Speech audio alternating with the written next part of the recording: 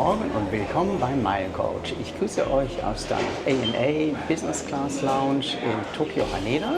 Ich werde jetzt gleich mit der Lufthansa im Airbus 350-900 von Tokio nach München fliegen und nehme euch mit. Vorher zeige ich euch noch die Lounge. ANA ist immerhin eine 5-Sterne Airline laut Skytrax und mal sehen, ob da die Lounge auch mithalten kann. Gleich vorweg, es ist ziemlich voll hier in der Lounge, also ich werde versuchen einigermaßen gut und diskret zu filmen, aber ja, schauen wir mal, was ich euch zeigen kann. Hier hat man Zugang zu dieser Lounge, einerseits mit einem Business Class Ticket oder mit Star Alliance Gold oder entsprechend Qualifikationen bei ANA selbst. Es gibt auch noch eine ANA Suite Lounge, da kommt man nur mit dem First Class Ticket oder mit dem höchsten Tierstatus Diamond. Benötigt ungefähr auch 100.000 Meilen, also ähnlich streng wie beim Senator. Und da gibt es dann, denke ich mal, Fine Dining und es ist auch nicht ganz so voll. Der Blick auf das Rollfeld ist natürlich hier sehr attraktiv. Das ist schöner als in den anderen Lounges in Hiroshima oder in Okinawa, die ich euch in einem anderen Video zeige. Aber das ist hier schon mal sehr vielversprechend und es gibt auch genug Plätze mit Blick auf das Rollfeld, was ja irgendwie einmal spannend ist. Die Lufthansa-Maschine ist direkt unter mir. Die Lounge liegt also ganz praktisch direkt am Nebengate, Gate 110 und die Lufthansa fliegt heute ab 108B. Das zeigt auch schon mal ein bisschen die Dimensionen, wie viele Gates hier gibt. Haneda ist ein wirklich sehr großer Flughafen. Die Flugbewegung blende ich euch noch ein. Aber jetzt den Verpflegungsbereich im Kurzüberblick. Und hier sind die allgemeinen Sitzplätze. Links eher so ein bisschen im Bistro-Stil. Rechts Sessel oder Arbeitsplätze mit Blick auf das Rollfeld. Da macht das Arbeit vielleicht doppelt Spaß oder man ist ziemlich abgelenkt. Die Lounge ist extrem weitläufig. Also es gibt wirklich genug Plätze, aber die sind im Großen und Ganzen auch gut gebucht. Hier hinten ist es noch ein bisschen gemütlicher, gedämpfter.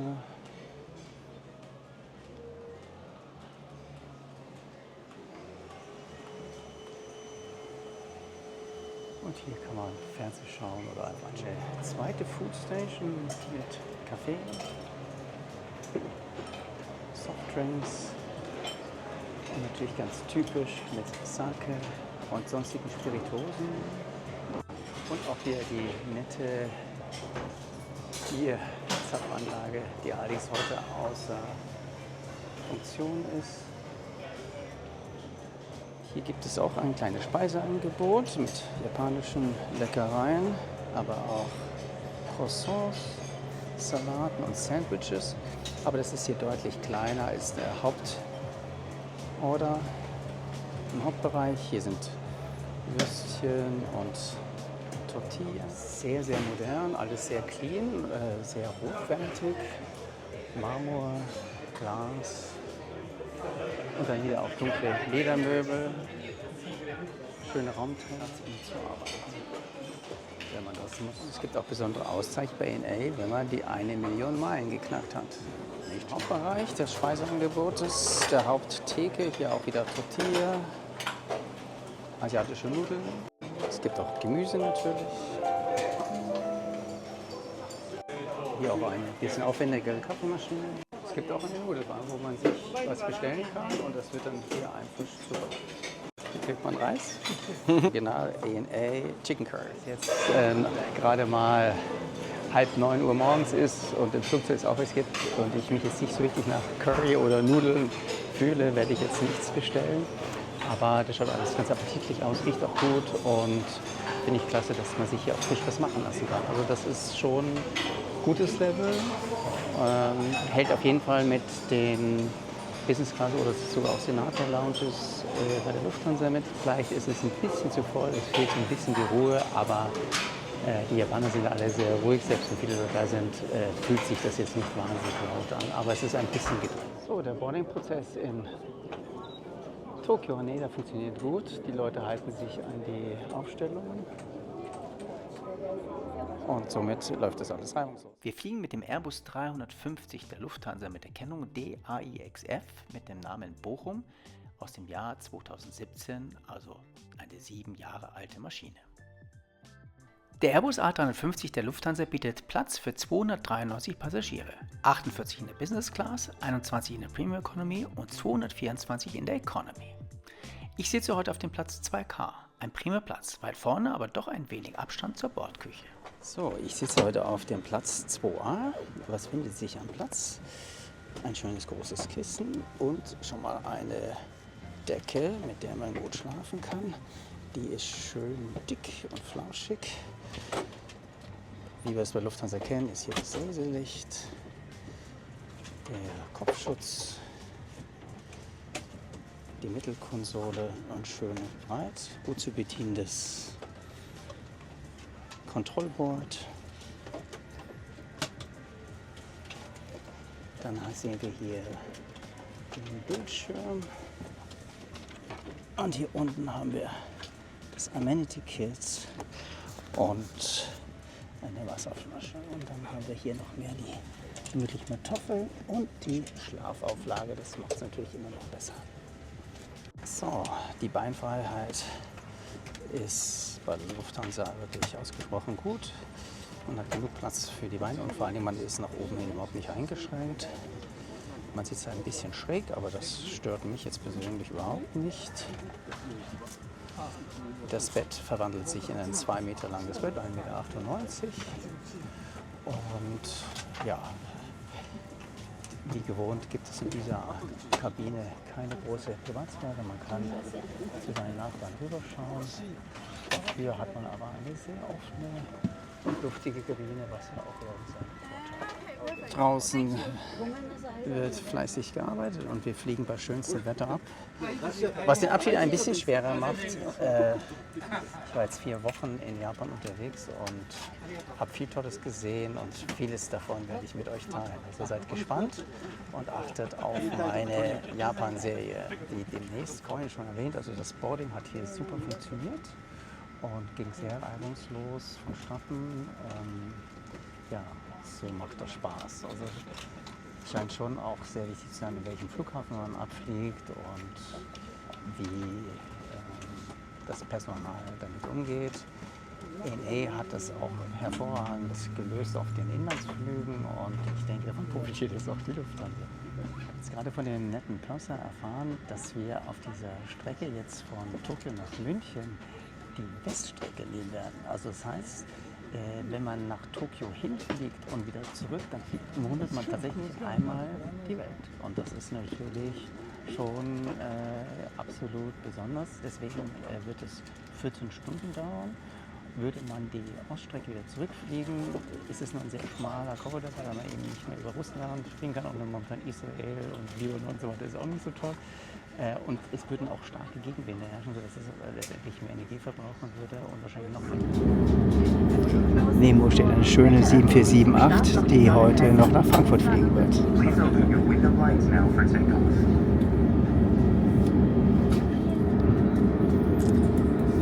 Bye bye Tokio. Zum Aperitif gibt es ein paar Nüsse. Ich hätte schon mal einen Champagner haben können, aber habe mich erstmal für Wasser entschieden. Nachher gibt es noch einen Avionic.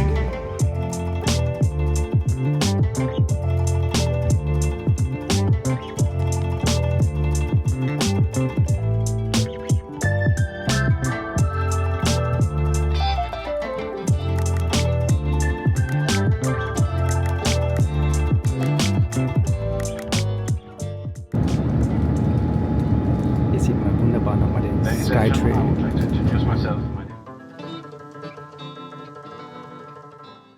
So, da wir uns jetzt auf einem 14-stündigen Flug befinden und die Kabinentemperatur relativ kühl ist, habe ich mir jetzt mal die Decke genommen. Ist schön flauschig, eine gute, schwere Qualität. Es ist innen weiß und außen ist sie blau und hat genau die richtige Stärke jetzt, um mich wohlzufühlen. Der Tisch ist mittelgroß, sehr beweglich, also man kommt hier gut raus. Furchtbar stabil ist er nicht, aber ausreichend. Ich denke, ich werde kein Problem haben. Man lässt sich in alle Richtungen gut bewegen. Jetzt den Bildschirm. Er hat mal eine ansprechende Größe. Hier sehen wir ein bisschen die Strecke, die wir fliegen. Sind wir gerade mit 775 Kilometer unterwegs. Es dauert noch fast 14 Stunden. Und die Auflösung des Monitors ist recht gut, nicht spitzenmäßig. Größe ist in Ordnung, die Maße werde ich noch einblenden. Der Bildschirm lässt sich seitlich rausschieben. Kann man den so einstellen, wie man ihn gerne haben möchte.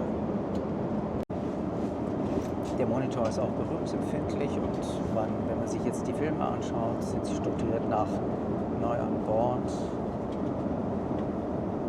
Hier kann man sich auch vorspielen lassen, was gerade interessant sein könnte. Ist man vor allen Dingen an Kino-Hits oder Action oder Science-Fiction, Fantasy interessiert oder Komödien, dann findet man das auch alles. Man kann sich die Filme sortieren, auch nach Sprache oder nach Alphabet. Das Programm ist wie immer bei Lufthansa ziemlich umfangreich und da ist sicherlich was dabei. Einfach zu handhaben ist es irgendwie nicht. Ich finde, man muss sich ziemlich lang durchscrollen, bis man was gefunden hat, aber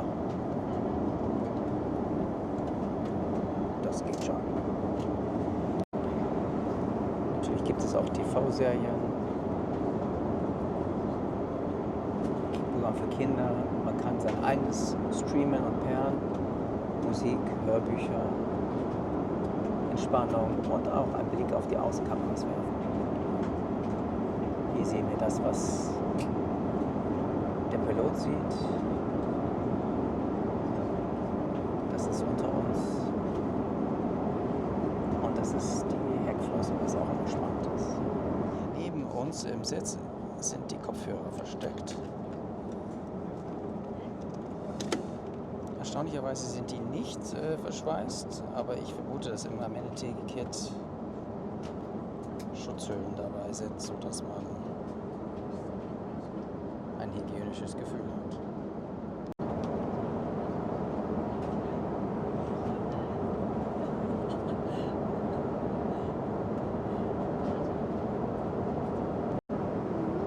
Die Kopfhörer von AKG sind nicht sehr groß. Sie sitzen eher auf dem Ohr.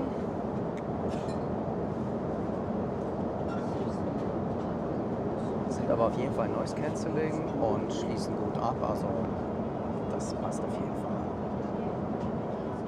So, jetzt kommt da das heiße Tuch.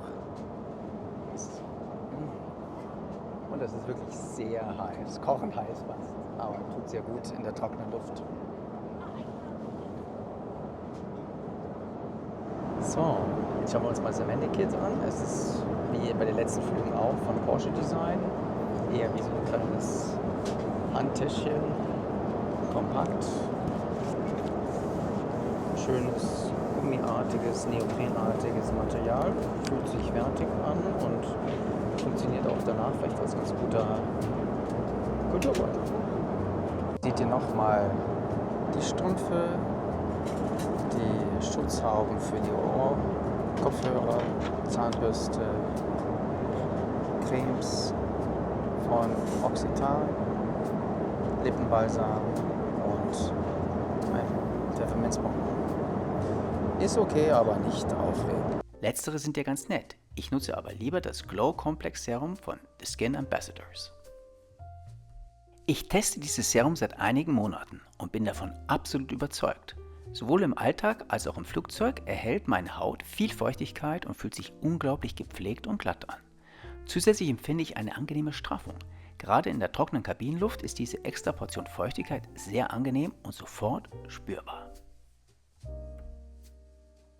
Dabei habe ich auch das gute Gefühl, dass das Glow Serum frei von bedenklichen Stoffen ist und dies auch von einem unabhängigen Schweizer Labor bestätigt wurde. Das ideale Geschenk für euch selbst oder einen lieben Menschen. Als Unisex-Produkt ist es absolut frei von Geruchsstoffen oder Parfums.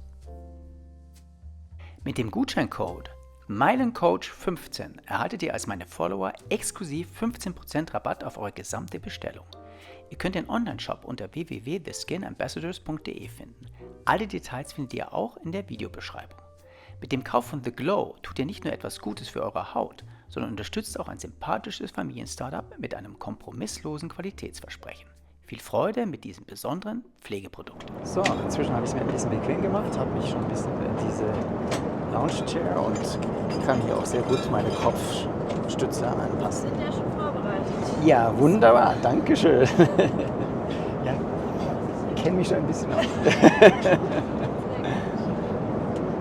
So, jetzt gibt es, glaube ich, ein Aperitif.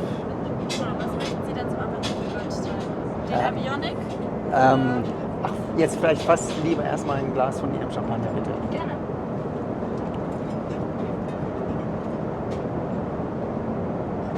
So, mal schauen, was das für eine ist. Ich werde es für euch natürlich auch fotografieren. So, herzlichen Dank. Darf ein Glas Wasser dazu sein? Sehr gerne ein stilles. Und wenn ich dann noch ein Bild von der Flasche machen dürfte, wäre ich ganz happy.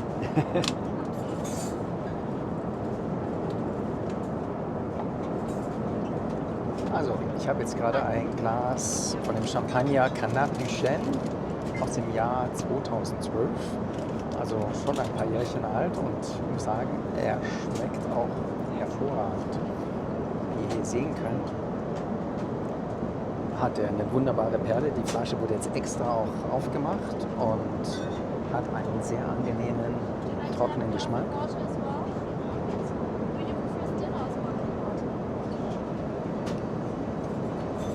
Aber ein vollmundiges Aroma.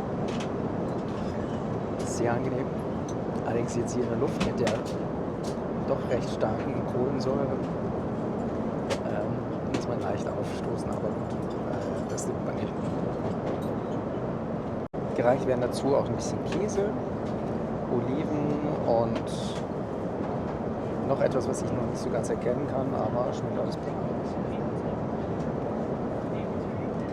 Interessanterweise ist mit dem Käse kombiniert Artischocke. Also es gibt Artischockenherzen, gekühlt, interessant und mit leichtem Biss. Alles gut gekühlt, kann man auf jeden Fall machen und schmeckt besonders. Die Crew macht soweit einen sehr netten Eindruck. Also der Börser hat mich persönlich begrüßt, jetzt auch die Flugbegleiterin, die uns jetzt gerade uns hier betreut, ist sehr, sehr freundlich zuvorkommend. Also macht Laune und ich freue mich auf den weiteren Flug. Ich muss sagen, bei aller Hähne, bei mir persönlich gefällt die Lufthansa-Kabine gut. Ich mag dieses offene Konzept. Dieses eingekasselte, finde ich, schaut nicht so attraktiv aus, auch wenn man erstmal drin ist, eine höhere Privatsphäre hat. Da werde ich demnächst auch mal die Erlebnis Business Class testen, auf einem Privacy Seat und bin natürlich schon auch sehr gespannt, was das so aussieht. Schon mal die leere Avionic-Flasche. Ich werde jetzt den Signature Drink der Lufthansa, den Avionic, auch nochmal für euch probieren und finde ich toll, dass Lufthansa sowas auch eingeführt hat. Gut an der Avionic? Ah ja. Also hier ist Drink. Ich finde, der schmeckt noch lecker. Ist halt irgendwie ein bisschen was anderes. Ja, das stimmt. Ja. So ein bisschen, ich muss gleich nochmal probieren. So ein bisschen Campari, aber auch ein bisschen leicht was Süßes, Genau, ich finde es eine erdbeerig. Mischung zwischen Aperol und Campari so ein bisschen. Ja, stimmt. Also, ich finde es nicht schlecht. Haben Sie ganz gut gemacht. Finde ich auch. Also, Mal was anderes. Prost. Cheers. Cheers, danke.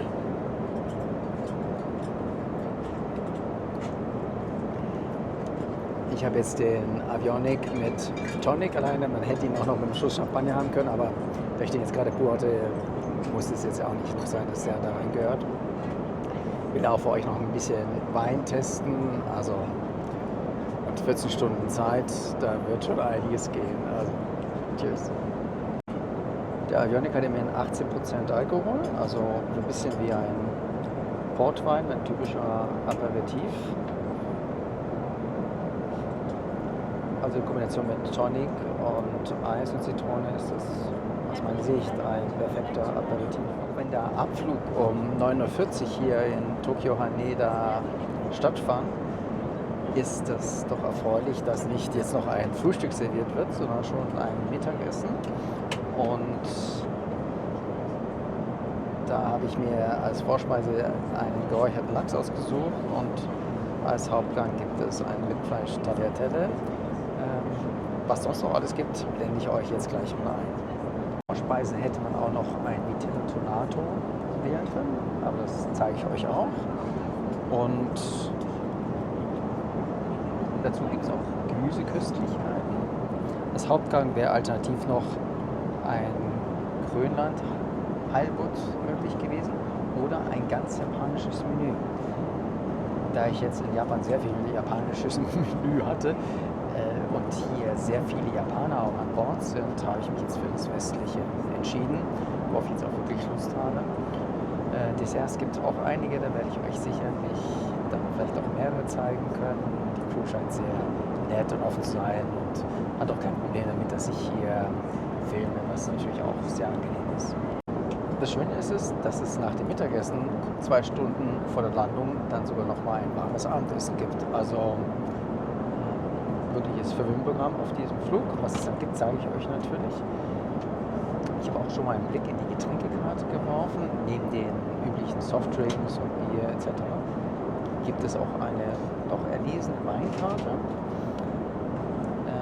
Von den Weißweinen gibt es 3 verschiedene. Einmal einen Riesling aus Deutschland, einen 2022, dann einen grünen Veltliner aus Österreich und ein Chardonnay Gran Reserva aus Chile.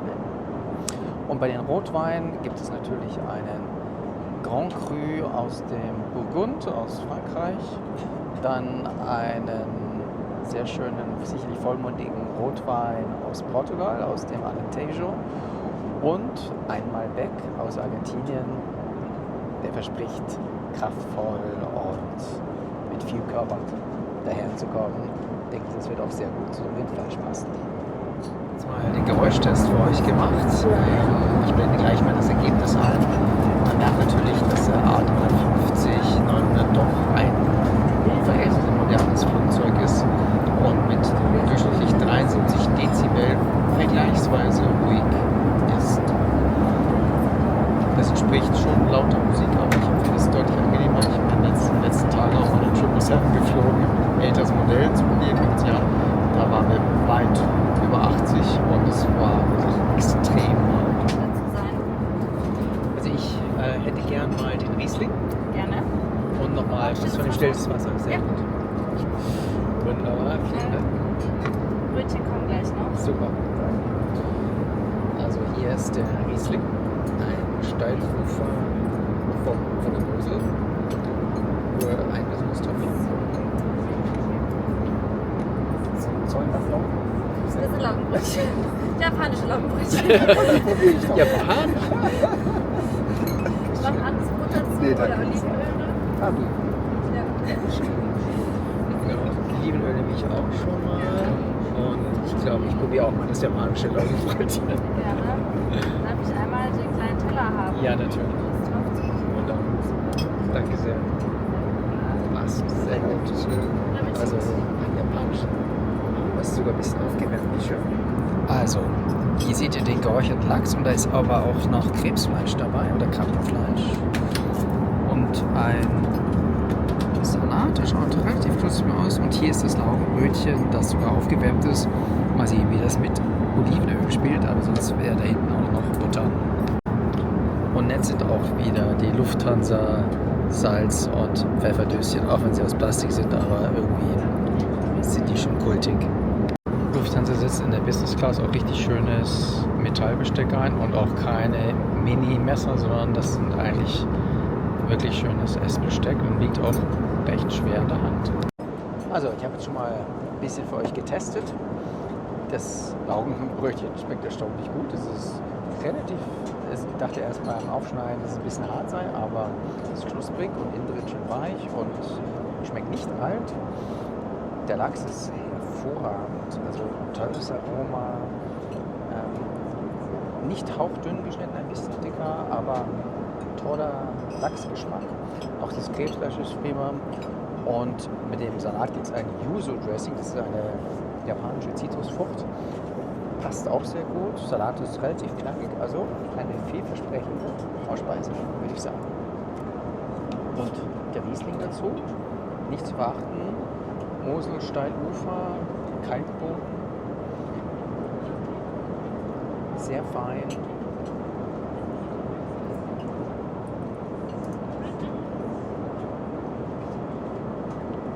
Beschreibung steht weißer Pfirsich, mineralisch. Kann ich unterschreiben. Ein schönes Tröpfchen. Die Flasche, die blende ich noch ein und auch den Preis dazu. So, jetzt habe ich auch mal schnell das Vitello Tonato probiert. Geschmacklich sehr fein. Könnte noch ein bisschen dünner geschnitten sein. Die Thunfischsoße ist doch recht dosiert und könnte für meinen Geschmack noch ein bisschen schmackiger und noch mehr nach Thunfisch schmecken, aber dennoch auch eine gelungene Vorspeise. So, herzlichen Dank. Also zum Essen probiere ich einen argentinischen Malbec und jetzt kriege ich noch die Flasche vom Riesling. Der war sehr, sehr gut, fand ich. Ach, viele finden den nämlich tatsächlich nicht so gut. Tatsächlich? Und wechseln dann zu dem Österreicher immer. Zu welchen, ne? Ja, aber schön zu hören. Ja. Vielleicht, weil ich irgendwie Bezug habe zur Mosel. Also ich fand den besonders. Und ich finde, der hat auch gut zu den Lachs imponiert. Mal schönes, positives Feedback. Ja.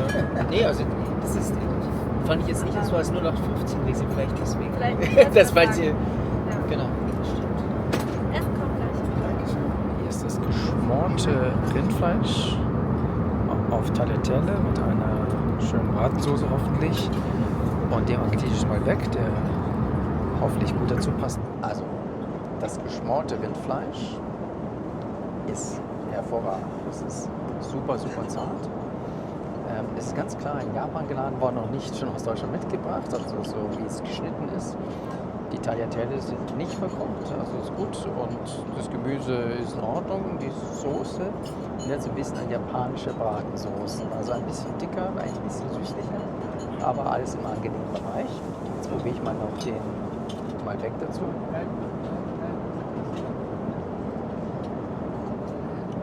Schön kräftig, schwarze Beeren und nicht zu viele Tannine. Diese sind die schon abgebaut. Ein sehr ausgewogener Wein, der zu einem geschmorten Rindfleisch hervorragend passt. Sehr zu empfehlen. Also ich muss sagen, sowohl die Vorspeise als auch das Hauptgericht sind auf jeden Fall Business Class würdig. Sehr fein, auch die Portion ist jetzt nicht minimalistisch, davon wird man gut satt und es gibt immerhin auch noch die Nachtische. Also bleiben wir gespannt. So, jetzt probiere ich noch den portugiesischen Rotwein für euch.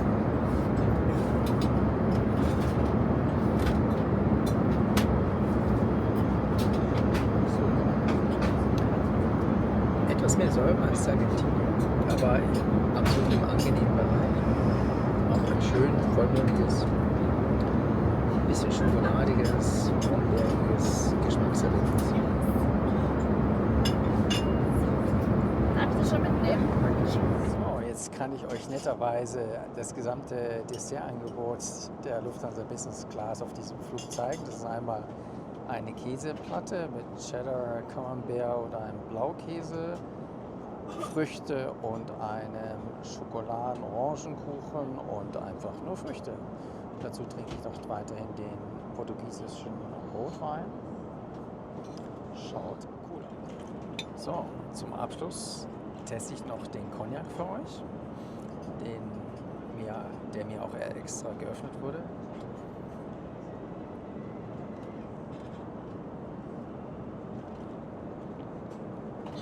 Das ist keiner der ganz groß bekannten Marken, aber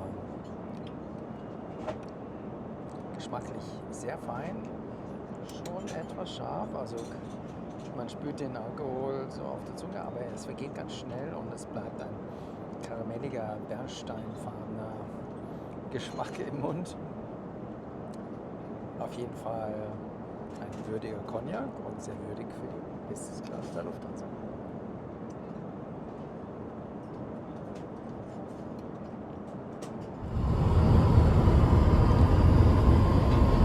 Die Toilette oder der Waschraum hier in der Lufthansa Business Class ist doch sehr, sehr, sehr klein. Er ist zwar modern und schön hell, gut ausgeleuchtet, aber winzig. Ja, schon 4 Stunden unterwegs und wir sind an einem Montagmorgen losgeflogen und jetzt ist es plötzlich Sonntagabend 19:42 Uhr. Sprich, wir fliegen gerade über die Datumsgrenze, sind einen Tag zurück und in ein paar Stunden sind wir wieder einen Tag voraus. Also ziemlich verrückte Geschichte. Dadurch, dass wir eben diese andere Route jetzt genommen haben, fliegen wir jetzt praktisch vom Westen kommend über die USA wieder nach Deutschland. Einmal rund um die Erde. Tolle Geschichte. Wahnsinn. So, jetzt verwandle ich mal den Sitz in ein flaches Bett, damit ihr sehen könnt, wie das dann ausschaut.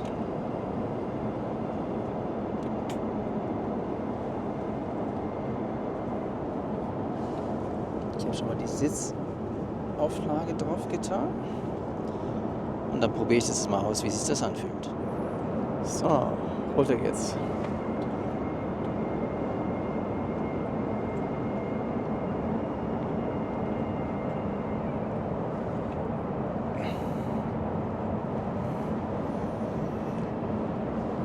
Also, ich liege jetzt ganz flach, habe auch links und rechts ganz gut noch Platz.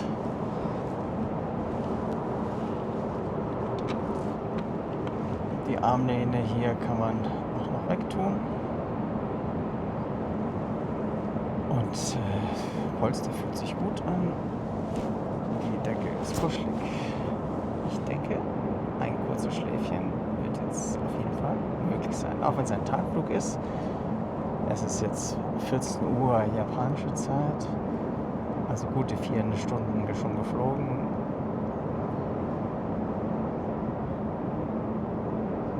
Ich würde sagen, das ist sehr ansprechend. Ihr könnt ja auch nochmal die Füße sehen, das Fußende passt gut hin. Ich fühle mich nicht eingeengt. So, jetzt sind wir schon einige Stunden unterwegs. Genauer gesagt sind es jetzt schon 6 Stunden und es ist inzwischen draußen dunkel.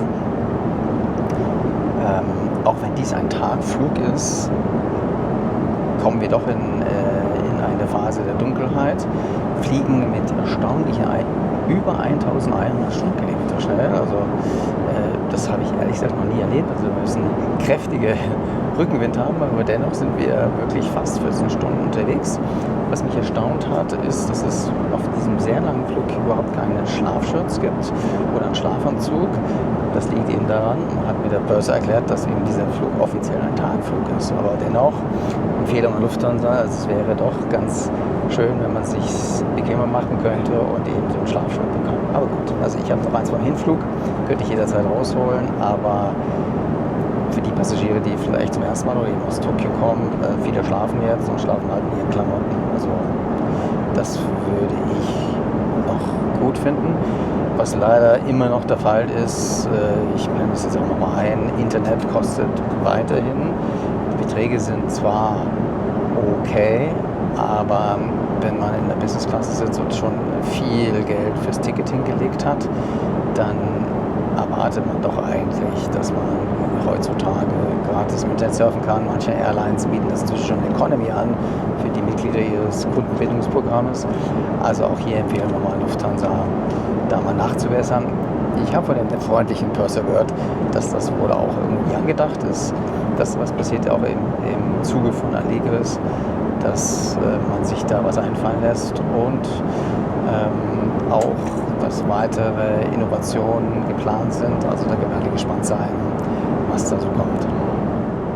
In der Galley sind auch einige nette kleine Snacks ausgestellt und man kann sich da bedienen. Ich habe jetzt mal so einen kleinen Cheesecake probiert, der mir sehr ans Herz gelegt worden ist, und einen Espresso dazu getrunken. Bild seht ihr jetzt sofort und war wirklich sehr lecker. Nicht, dass ich jetzt wirklich hungrig gewesen wäre, aber war einfach neugierig, was sich da die Crew einfallen lässt. Durchaus ein nettes Angebot, frisches vor allen Dingen, genau das Richtige, wenn man noch Hunger haben sollte, aber ich fühle mich sehr gut verpflegt. Ich habe gerade was entdeckt, und zwar, es gibt auch eine Vinothek auf Lufthansa-Flügen, oder zumindest auf diesem hier, wo besondere Weine nochmal angeboten werden. Und dabei ist dieses Mal ein besonderer Riesling, auch von der Mosel, aus der Weingut Markus Molitor, den ich schon auch öfters mal probieren durfte. Und finde ich toll, dass es nochmal neben den normalen Weinen nochmal ganz besondere gibt. Ich hätte fast lieber heute einen Rotwein gehabt, aber ich probiere den jetzt mal.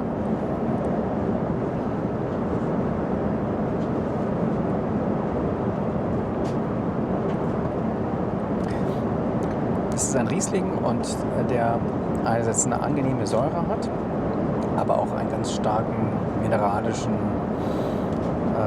Charakter hat. Wirklich sehr besonders, toller Wein, würde wahrscheinlich noch besser zu einem Abendessen passen. Jetzt ist vielleicht nicht unbedingt der Wein, den man einfach mal so trinkt, aber merkt euch das ist also ein kleiner Travel-Hack. Wenn ihr in dieser Business Class reist, fragt euch auch noch, was es in der Vinothek gibt, und da kommt dann nochmal ein besonderes Tröpfchen. Ich blende auch nochmal das Label ein, so dass ihr das auch sehen könnt, und werde auch noch den Preis einblenden. So, jetzt darf ich noch den 2019er Bordeaux ein Cru probieren. Ich habe extra dafür noch ein bisschen Käse bekommen, netterweise. Also Cru legt sich ein mächtiges Zeug und erfüllt alle Wünsche, die man nur haben könnte. Der ist ein klarer Bordeaux mit einer gewissen Säure und Tannine, aber es sind ziemlich ausgewogen. Erdige Noten. In der Beschreibung steht Cassis. Ich kann es jetzt nicht so ganz schmecken, aber ist sehr angenehm zu trinken. Nicht extrem schwer. Also da haben die anderen beiden, der Portugiese und der argentinische Malbec, durchaus noch ein bisschen mehr Wumms. Aber sehr angenehm, jetzt nochmal so ein bisschen Käse zu trinken. Also auch für Freunde des Bordeaux sicherlich eine sehr gute Wahl.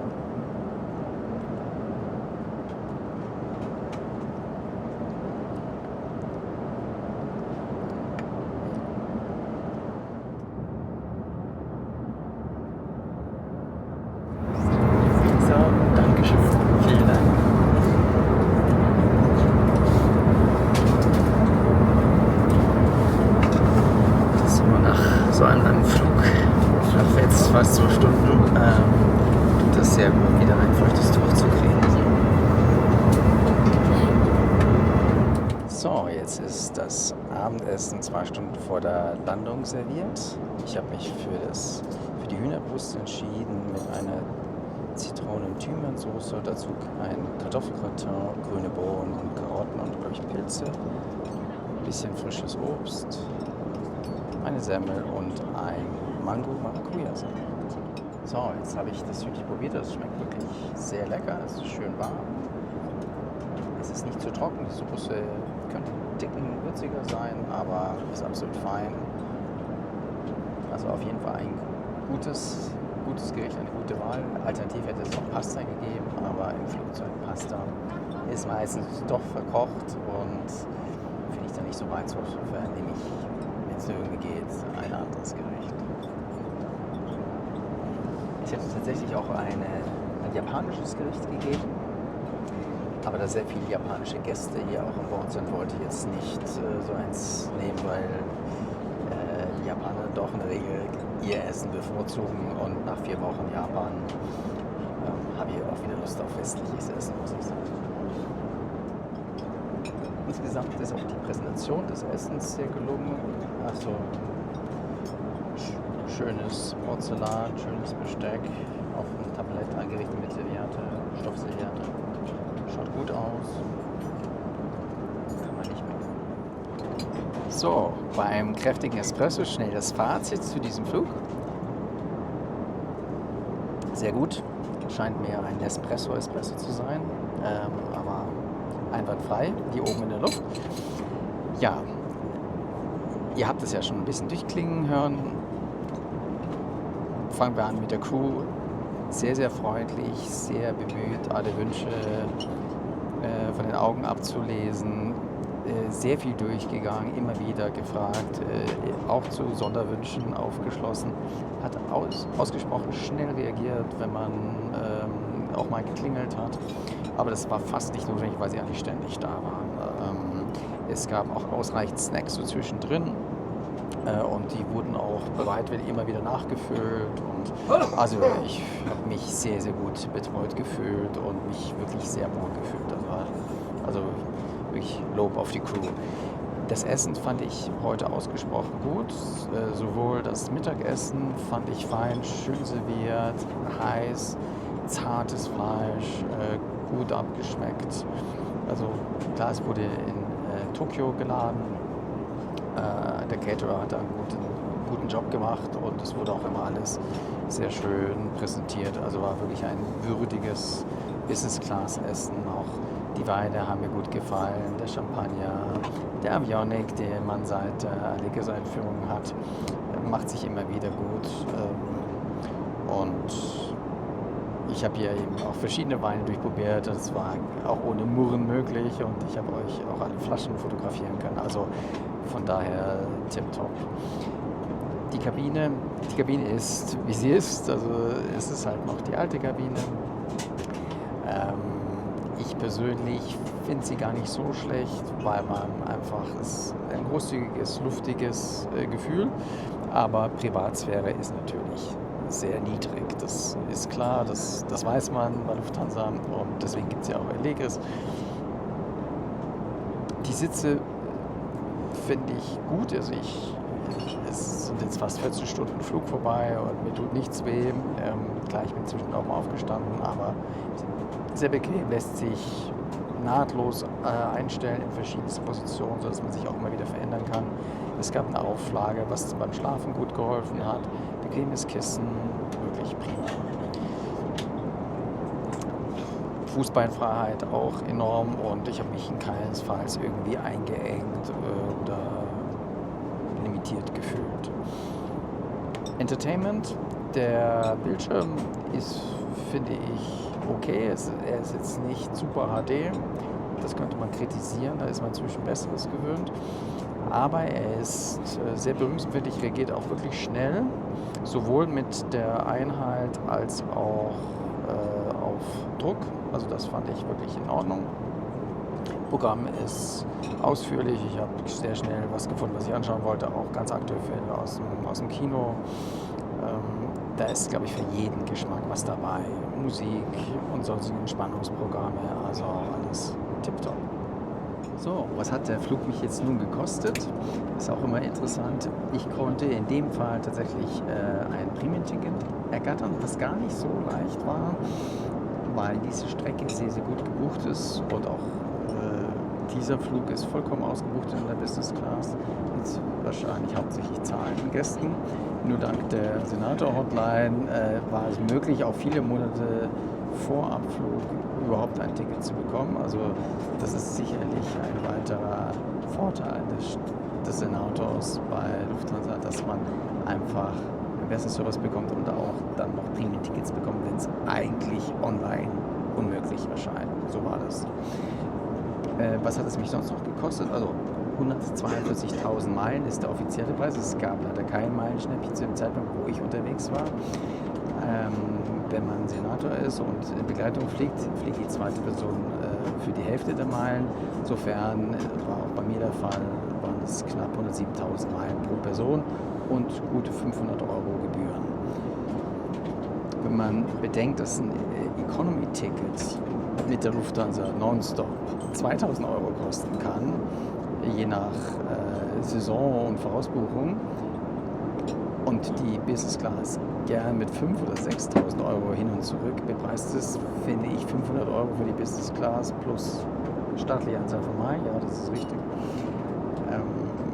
eigentlich fair. Auch bei anderen Airlines würde man eine Menge Meilen hinlegen müssen, teilweise wahrscheinlich nochmal deutlich mehr, um diese Strecke zu fliegen. Also Als Meilencoach kann ich nur sagen, es lohnt sich, die Meilen zu sammeln.